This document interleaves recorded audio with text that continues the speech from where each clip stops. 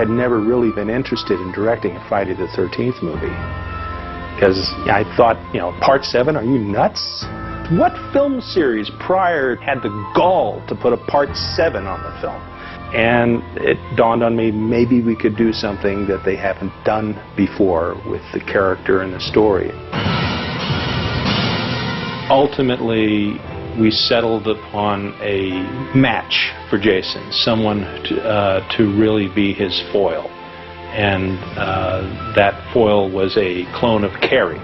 She was like a normal girl that had something strange happening with her, and she was generating energy and psychic powers. She immediately had a grasp of the character. She had sensitivity, and I felt like a real bastard making her cry all the time. Really, the psychics I met with were trying to teach me not to make her psychic ability what you've seen in movies. It's not, you know, this crazy body shaking thing. It's just a thought will come into your head and you'll react to it. And it's not necessarily the big, fake, psychic-looking stuff we've seen in movies. And that's what I wanted to come across. She was like a normal girl that had something strange happening with her. Acting through a ton of rubber and a hockey mask ain't easy. So I really wanted to get somebody who could give us some new guts, some new blood, and that was Kane. John Buechler and I have done quite a few things together. He's one of those guys that I really enjoy working with, and, you know, just a very creative guy and secure enough in his abilities that he listens to my input. I wanted to put every scar, every slash, every nick that he had had from all the previous movies. Just the amazing feeling of putting that whole thing on with the mask. It really was surreal when I was on the set for the first couple days. I really couldn't believe I was there. Some people just play a monster, I'm a monster, you know. And he was acting within the suit. You could really see his eyes. It was really creepy. Kane and I had done a movie years ago called The Hills Have Eyes Part 2.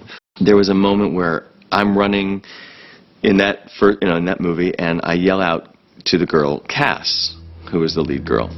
And there's a moment where Tina and I are running away from Jason now. It was so familiar to me. It was so like just yesterday. I remember yelling out, "Cass!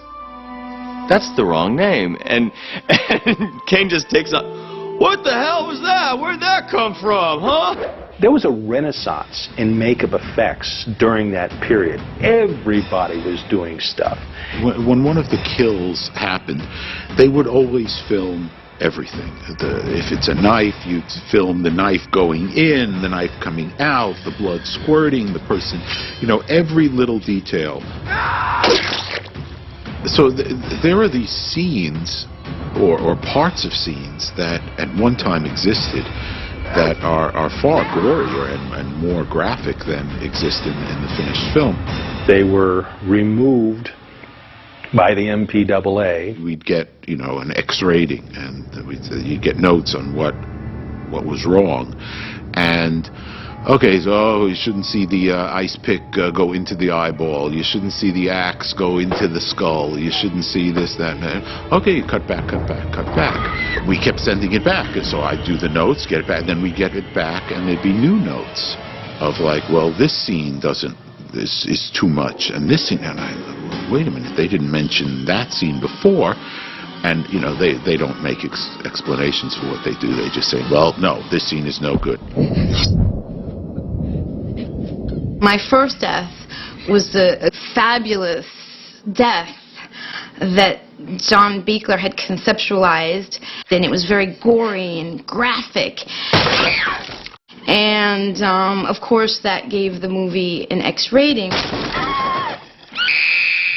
It's kind of disappointing because it's really reduced to, you know, leaving it to your imagination. Makeup effects people do so much good work, and it never makes the movie sometimes. We built a mechanical head with collapsible understructure that was plumbed with all kinds of hoses and gore. where Kane could actually squeeze the head down to the size of a walnut. Blood was spouting out like a Sam Peckinpah movie. It was gorgeous.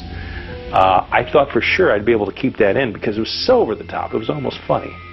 In today's world of gore on film, certainly what was filmed back then would probably be considered quite tame, and it's just a bit amusing to think what you see now and what they were objecting to back then.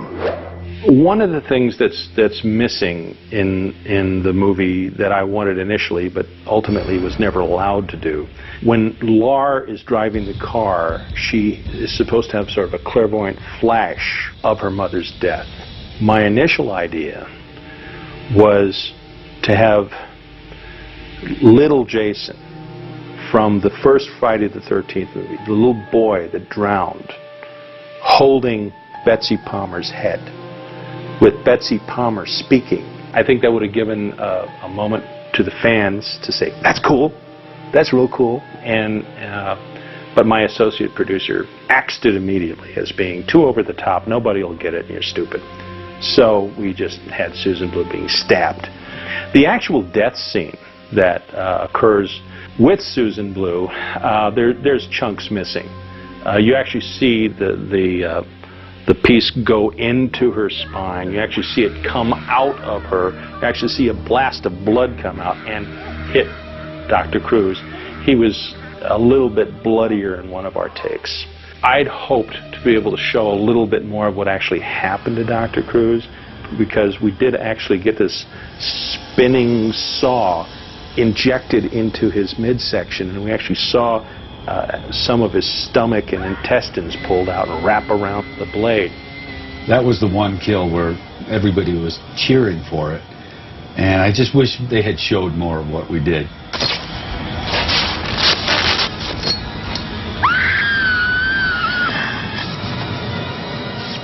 Now, the sleeping bag wasn't so much of a gore makeup. It was more of a violent thing. It is a popular kill. It happens to be my favorite kill that I've ever performed as Jason, because with the originality and creativity of it. And I had to rely really on Kane to pick up several gallons of blood and bash it against a tree that had little tiny razor blades in it, so that it would spatter a bit. The combination of the latex, the wetness, and the slippery nylon sleeping bag made it almost impossible to grip on. It was just so hard to do that I started getting pissed off during the take. I swung it a couple times. I felt like I was losing my balance, and the thing was slipping out of my hands. So I ended up getting pissed off, and I think that even helped because I really smashed it against a tree. So I just thought it was hysterical. I mean, just look at that bag. It's just oozing blood, and oh, whack, whack, whack. And finally, it's almost as if he got too tired and couldn't hit it anymore. Literally down to the very end of our battle with the ratings board, that sleeping bag scene just kept coming up. It occurs to me that the most effective cut of the sleeping bag was just the one hard hit and the throwdown.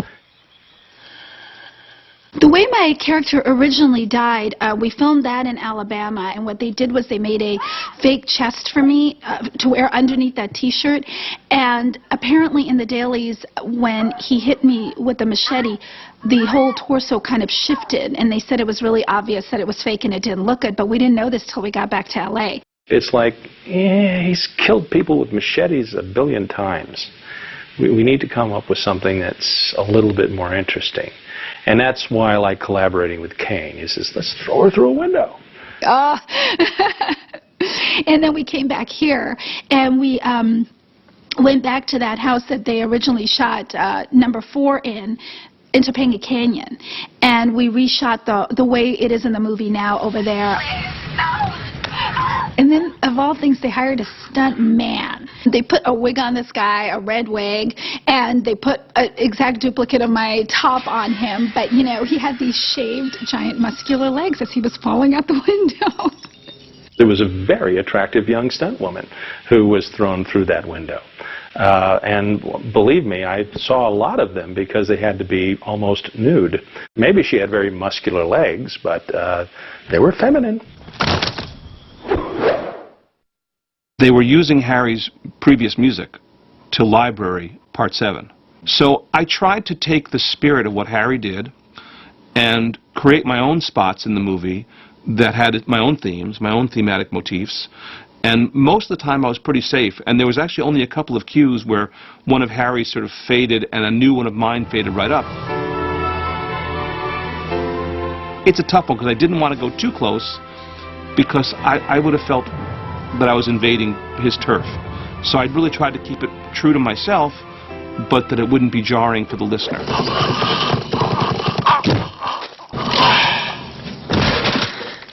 The entire finale was very carefully thought out and very carefully storyboarded. There were so many more stunts for me to do.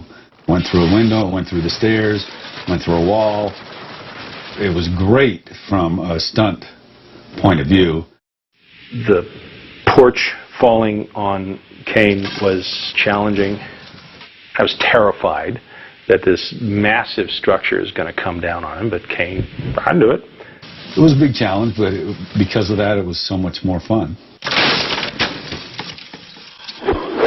I think toward the end of the filming process, there got to be a lot of cooks in the kitchen.